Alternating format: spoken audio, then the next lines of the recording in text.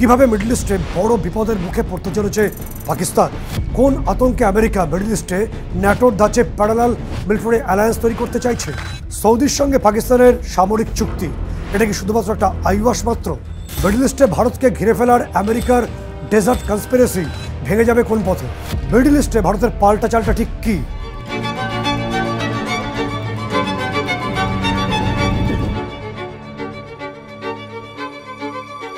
নমস্কার, আমি সত্যজিৎ মুখোপাধ্যায়। জয় হিন্দের আরও একটি এপিসোডে আপনাদের সকলকে স্বাগত।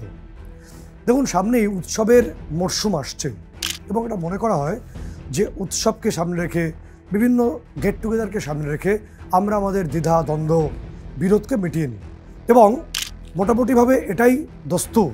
এটাকে কূটনৈতিক শিষ্টাচার বলা হয়, কূটনৈতিক চালও অনেকে বলতে পারেন। এবং রিসেন্টলি প্রধানমন্ত্রী নরেন্দ্র মোদীর বার্থডে গেছে, তার জন্মদিন গেছে এবং তাকে উপলক্ষ করে বিভিন্ন অর্থাৎ দেশে বিদেশের বিভিন্ন তাবড় নেতারা তাকে শুভেচ্ছা বার্তা জানিয়েছেন। এবং আপনারা অনেকেই ফলো করবেন, অনেকের হয়তো নজর এড়ায়নি যে সমস্ত শুভেচ্ছা বার্তাকে সামনে রেখেই কথা বলছি যে ইউএস প্রেসিডেন্ট ডোনাল্ড ট্রাম্প তিনি স্বয়ং নরেন্দ্র মোদীকে শুভেচ্ছা বার্তা জানিয়েছেন। শুধু শুভেচ্ছা বার্তা জানিয়ে তিনি ক্ষান্ত থাকেননি, একই সঙ্গে তার তরফে যে বিজনেস বা বাণিজ্যিক প্রতিনিধি দল সেটিও ভারতবর্ষে এসে আলোচনা করেছে। মোটের ওপর ভারতের সঙ্গে আলোচনা করতে চাইছেন তারা কী করে আরও বাণিজ্যিক পথকে প্রসারিত করা যায় এবং তার পাশাপাশি বাণিজ্যের পথকে সুগম করা যায়। অর্থাৎ এই থিওরিতে একটা বিষয় সামনে আসে, তা হলো কীভাবে ভারতের সঙ্গে যে সম্পর্কের অবনমন ঘটেছে আমেরিকার, তার ড্যামেজ কন্ট্রোল করা যায়। এটা মোটামুটি ঠিক। একটা অন্য তথ্যের কথা আপনাদেরকে বলি, সেটাও বেশ চাঞ্চল্যকর। গত 9 সেপ্টেম্বর কাতারের রাজধানী দোহা, তার একটি এরিয়ার নাম হচ্ছে লাকতিফা ডিস্ট্রিক্ট। এই লাকতিফাতে হঠাৎ করে ইসরায়েলের মিসাইল আছড়ে পড়ল এবং মুহূর্তের মধ্যে ধ্বংস হলো গোটা এরিয়া, বেশ কয়েকজনের প্রাণ গেল। এরপর ইসরায়েল যেটা জানালো যে দোহা হলো বিভিন্ন ধরনের অর্থাৎ বিভিন্ন যে কুখ্যাত নিষিদ্ধ জঙ্গি সংগঠনগুলো আছে তাদের একমাত্র রেজিস্টার্ড অফিস প্রত্যেকেরই দোহাতে আছে। যেমন আইসিস রয়েছে, হামাস রয়েছে, জয়সি মোহাম্মদ রয়েছে, সহ একাধিক জঙ্গি গোষ্ঠীর রেজিস্টার্ড অফিস এই দোহাতেই রয়েছে। এবং হামাসের অফিস যেহেতু সেখানে আছে, তারা হামাসের অফিসকে টার্গেট করে সফল হয়েছে। এ পর্যন্ত ঠিকই ছিল এবং সারা বিশ্ব চমকে উঠল। তার কারণ এই দোহাতেই, কাতারেই রয়েছে ইসরায়েলের অন্যতম বন্ধু রাষ্ট্র আমেরিকার অন্যতম বড় এয়ারবেস আল উদাইদ। ফলে আমেরিকার এয়ারবেস যেখানে রয়েছে সেখানে ইসরায়েল এয়ার স্ট্রাইক করে দিল। অনেকের বিষয়টা হজম হয়নি হয়তো। এরপরে যে তথ্যটা সামনে আসছে যে আমেরিকার তরফেও ইসরায়েলের এই পদক্ষেপকে কার্যত সমর্থন করা হয় না, সরাসরি ডোনাল্ড ট্রাম্প কিছু না বললেও ঘুর পথে সেই ছবিটা উঠে আসে। এই পর্যন্ত মোটামুটি আমরা জানি একটা ছবি আমাদের কাছে আছে, কিন্তু গোয়েন্দা রিপোর্ট তো অন্য কথা বলছে। গোয়েন্দা রিপোর্ট বলছে যে ইসরায়েলের যে ফাইটার জেট, যেগুলো মূলত আমেরিকার থেকে তার হাতে পেয়েছে, F-35 বা F-15EX বা ইগল, এই ফাইটার জেটগুলো যখন কাতারের দিকে যাচ্ছে অর্থাৎ এয়ার স্ট্রাইক করতে, মাঝ আকাশে তাদের তেলের প্রয়োজন হয়েছিল। সেই সময় তাদের রিফুয়েলিং করিয়েছিল মাঝ আকাশে ব্রিটেনের যে মিড এয়ার রিফুয়েলার আছে, তারা রিফুয়েলিং করিয়েছিল, অর্থাৎ তেল ভরে দিয়েছিল। এবং সঠিক লক্ষ্যে আঘাত কীভাবে হানা হবে সেই বিষয়ে গাইড করেছিল আমেরিকার অ্যাওয়াক্স যে প্লেন হয়, সেই অ্যাওয়াক্স প্লেন। শুধু অবাক লাগছে না, আরও অবাক লাগবে যে ইউএসের অ্যাওয়াক্স প্লেন খুব কস্টলি হয় এগুলো, এবং ইউকে অর্থাৎ ব্রিটেনের যে মিড এয়ার রিফুয়েলার, এগুলো উড়ে গেছিলো কাতারের আল উদাইদ এয়ারবেস থেকে। অবাক হচ্ছেন না যে কাতারে অর্থাৎ দোহাতে এয়ার স্ট্রাইক হবে এবং দোহা সংলগ্ন আল উদাইদ এয়ারবেস থেকেই উড়ে যাচ্ছে আমেরিকার আর ব্রিটেনের ফাইটার জেট বা এয়ারক্রাফট, গাইড করে নিয়ে আসার জন্য যে কোথায় এয়ার স্ট্রাইক করবে। এটাই হলো আমেরিকার দ্বিধাহীন দ্বিচারিতা, যে কথা আমরা বলছিলাম। এবং আপনারা দেখবেন যে অন্য যে কোনো রাষ্ট্রের সঙ্গে তো ঠিকই আছে, ভারতের সঙ্গে যে সম্পর্কই কূটনৈতিকভাবে হোক, এটা তো একটা বক্তব্য উঠে আসছে, কিন্তু ভারতের এই সাম্প্রতিক সামরিক শক্তি বৃদ্ধি এবং ভারতের অর্থনৈতিক ক্ষেত্র বুস্ট হওয়াটা আমেরিকা বোধহয় ভালো চোখে দেখছে না। তার কারণ হলো ভারতের শক্তি বৃদ্ধির কথা শুধুমাত্র আমরা বলছি না, বলছে গ্লোবাল ফায়ার পাওয়ার ম্যাগাজিন 2025-এর যে ভার্সন, তারাও এই একই কথা বলছে। তারা কি বলছেন? তারা বলছেন যে ভারতবর্ষের আগে সামরিক শক্তিতে মাত্র 3টি দেশই আছে। সেই 3টি দেশ হলো আমেরিকা, রাশিয়া এবং চীন। এবং এই ম্যাগাজিনে একদম আনুপার্বিক বিশ্লেষণ করে দেখানো হয়েছে যে ভারতের সামরিক ক্ষমতা যেভাবে বৃদ্ধি পাচ্ছে তাতে অনেক দেশকে তারা দ্রুত ছাপিয়ে যাবে এবং অর্থনৈতিক দিক থেকেও ভারত অত্যন্ত উন্নত বা অগ্রসর হওয়ার চেষ্টা করছে বিভিন্নভাবে, সেটাও আমেরিকার চোখ এড়ায়নি। তাই আমেরিকা জলে, স্থলে, আকাশে, এমনকি মরুভূমিতেও ভারতকে আটকানোর চেষ্টা করছে। ঠিক শুনছেন, মরুভূমিতেও। সেই কারণে আমেরিকার ডেজার্ট কনস্পিরেসি তারা ইতিমধ্যে তৈরি করে ফেলেছে, ব্লু প্রিন্ট রেডি করে ফেলেছে। অর্থাৎ মিডল ইস্টে যাতে ভারত কোনোভাবে খাপ খুলতে না পারে, মিডল ইস্টে ভারত যাতে প্রসারিত না হতে পারে, সেখানে অর্থনৈতিক করিডর ভারত তৈরি করতে না পারে, সেখানে আমেরিকা সর্বতভাবে সেখানে ছক তৈরি করেছে। এবার আপনি আসুন এই কাতারের যে এয়ার স্ট্রাইক হচ্ছে সেই ক্ষেত্রে কাতারের এয়ার স্ট্রাইকের পরে আপনারা দেখবেন যে আমেরিকার তরফে তাদের গোয়েন্দা সংস্থা সিআইএ একটা ন্যারেশন রেডি করল। সেই ন্যারেশনে বলা হলো যে একটা গেল রব যেন চারদিকে উঠে গেল এবং মুসলিম বিশ্বকে এমনভাবে সেই ন্যারেশনটাকে খাইয়ে দেওয়া হলো যাতে মনে হলো যে ইসরায়েল যখন তখন যে কোনো মুসলিম রাষ্ট্রকে আক্রমণ করবে। সেই কারণে খুব তড়িঘড়ি এই দোহা অর্থাৎ এই কাতারের রাজধানী সেখানে আরেকটি এমার্জেন্সি সামিট তারা কল করলো, ডাকা হলো। এই এমার্জেন্সি সামিটটি আহ্বান করলেন কাতারের প্রধানমন্ত্রী এবং সেখানে আরবভুক্ত দেশগুলো এবং ওআইসি অর্থাৎ অর্গানাইজেশন অফ ইসলামিক কান্ট্রিজ 57টি দেশ তারা সকলেই যোগদান করলেন এবং সেখানে একটা একটা রেজলিউশন উঠে আসলো, একটা সিদ্ধান্ত। সেই সিদ্ধান্ত হলো এই আরবভুক্ত দেশগুলো এবং এই ওআইসির সদস্যরা তারা সর্বসম্মতভাবে মোটামুটি স্থির করলেন যে ইউরোপিয়ান ইউনিয়নের মতো তারাও একটা ন্যাটোর মতো অ্যালায়েন্স তৈরি করবেন, অর্থাৎ ন্যাটোর মতো একটা মিলিটারি অ্যালায়েন্স তারা তৈরি করবেন আরবভুক্ত দেশগুলোর জন্য। অর্থাৎ সেখানে কোনো আক্রমণ ঘটলে একে অপরের বিরুদ্ধে রুখে দাঁড়াবেন। ন্যাটোর মতো একটা সেম অ্যালায়েন্স তারা এই রিজিয়নে করার জন্য উদ্যোগী হয়েছেন ইতিমধ্যে। গোয়েন্দা রিপোর্ট অন্য কথা বলছে। গোয়েন্দা রিপোর্ট বলছে যে মার্কিন যুক্তরাষ্ট্রের যারা রাষ্ট্রনায়ক অর্থাৎ ওয়াশিংটন ডিসি ওভাল অফিস থেকে শুরু করে সিআইএ গোয়েন্দারা প্রত্যেকে নেমে পড়েছেন এই আর একটা প্যারালাল ন্যাটো তৈরি করার জন্য। তার কারণটা কি? কারণ সেই আমেরিকার দ্বিধাহীন দ্বিচারিতা।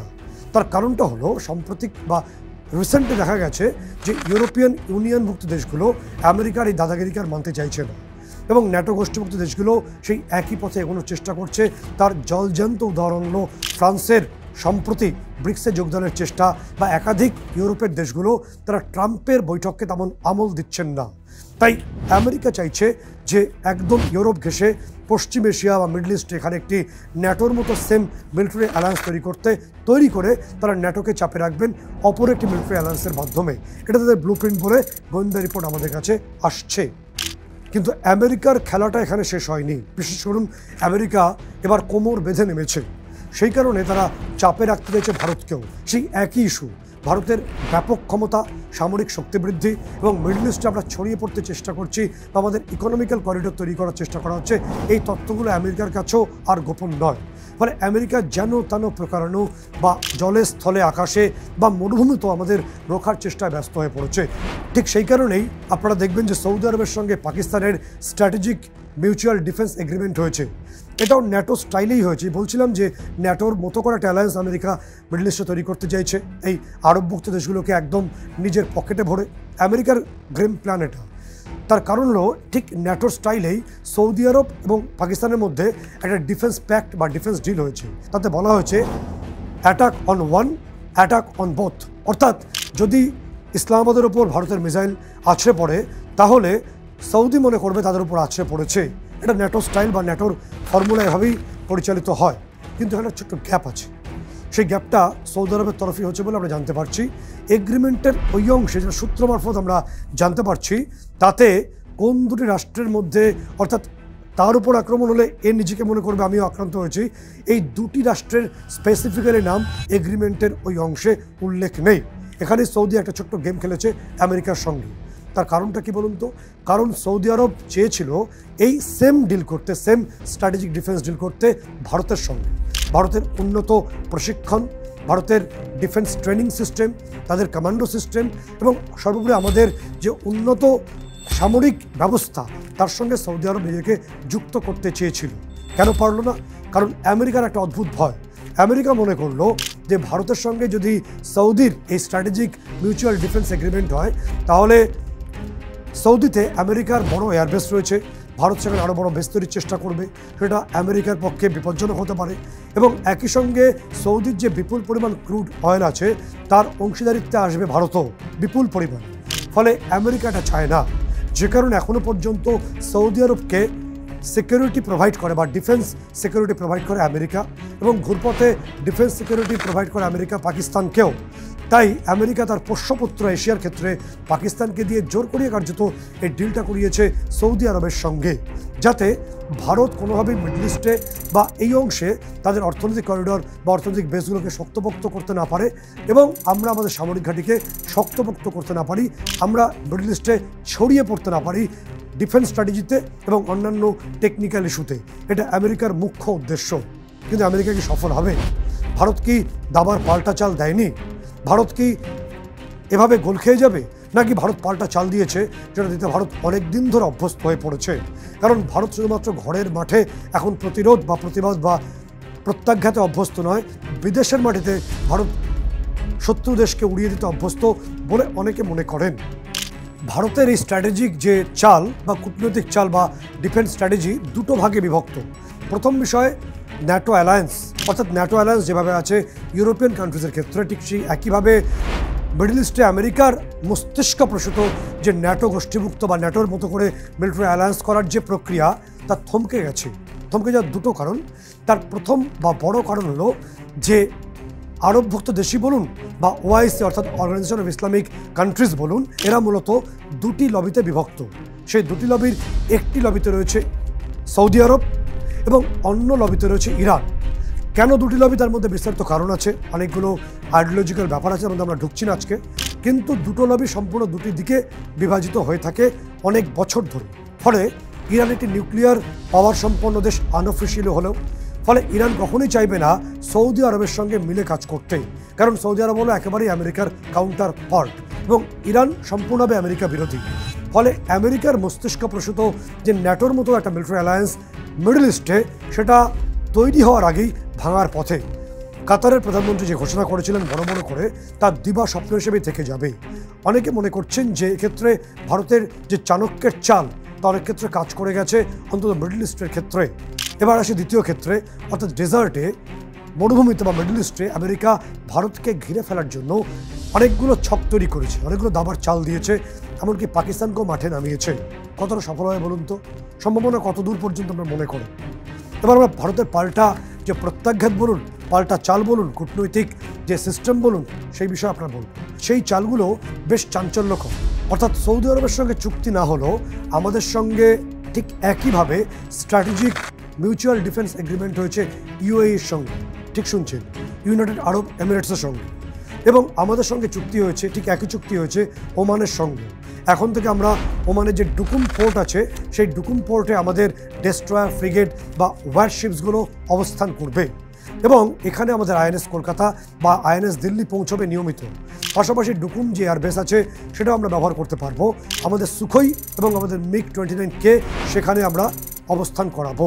সেখানে বেশ কয়েকটি সুখোই থাকবে, বেশ কয়েকটি মিগ 29K মিসাইল সমেত সেখানে প্রত্যেক মুহূর্তে অতন্ত্র প্রহরীর মতো উপস্থিত থাকবে।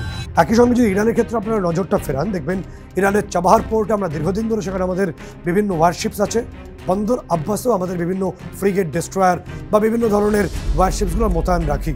একটা মজার কথা আপনাদের বলে রাখি যে আমেরিকার মিডল ইস্টকে নিজের পকেটে ভরতে চাইছে, সব থেকে নিজেদের কর্তৃত্ব সেখানে বেশি করে প্রতিষ্ঠিত করতে চাইছে, এবং যে বিপুল পরিমাণে তারা সেনা, রসদ, তাদের বিজনেস যে শিপসগুলো আছে সেগুলো পৌঁছয় হরমুজ স্ট্রেট বা হরমুজ প্রণালীর মাধ্যমে।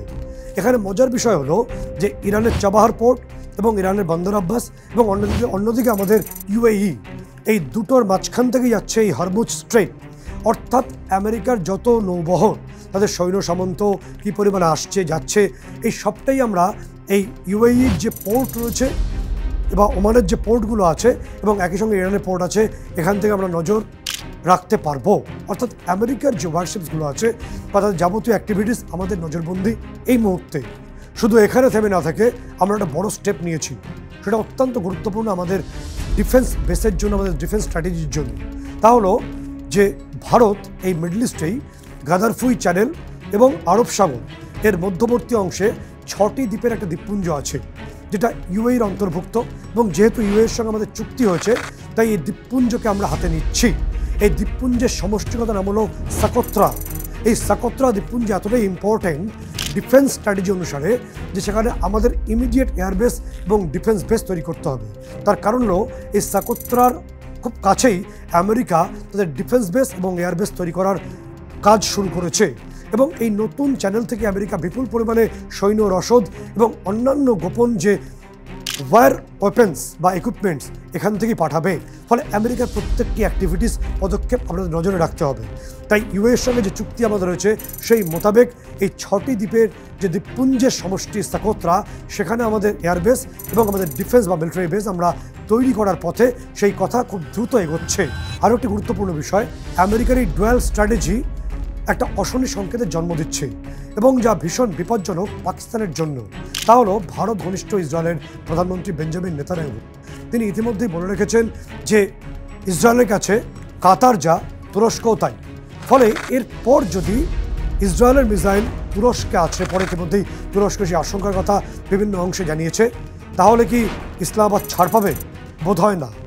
তখন আরেকবার আমেরিকা কুমিরের মতো নকল কান্নার অভিনয় করবে, সেটা হয়তো সারা বিশ্ব দেখবে।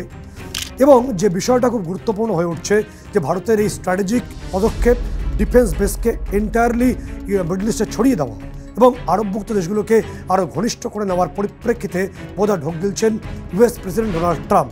সেই কারণেই তিনি লন্ডনে দাঁড়িয়ে ভারতের সঙ্গে সে সম্পর্কে কথা বলেছেন, এবং তার পাশাপাশি আমাদের দেশের আর্থিক উপদেষ্টা ভি অনন্ত নাগেশ্বরন বলেছেন যে নভেম্বর মাস থেকেই বোধহয় ট্রাম্প তার শুল্কের বিষয়ে অনেকটাই পিছু হটবেন, এবং যে বিপুল শুল্ক ভারতের উপর বসিয়েছেন সেটাকে হ্রাস করার ক্ষেত্রে ট্রাম্প প্রশাসন অগ্রসর হবে।